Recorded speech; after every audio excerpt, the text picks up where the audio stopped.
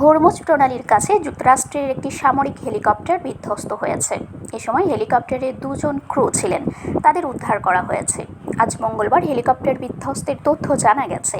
সোমবার বিধ্বস্ত হেলিকপ্টারের 2 ক্রুকে নিরাপদভাবে উদ্ধার করা হয়েছে, তবে তাদের শারীরিক অবস্থা কেমন আছে তা স্পষ্ট জানা সম্ভব হয়নি।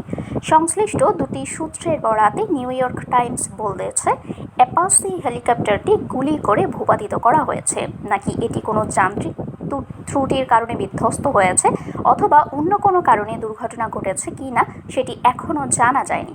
যুক্তরাষ্ট্রের প্রেসিডেন্টের দপ্তর হোয়াইট হাউস এবং সেনাবাহিনীর মধ্যপ্রাচ্য বিষয়ক ইউনিট সেন্ট্রাল কমান্ড এ ব্যাপারে কোনো মন্তব্য করেনি বলে জানিয়েছে নিউ ইয়র্ক টাইমস।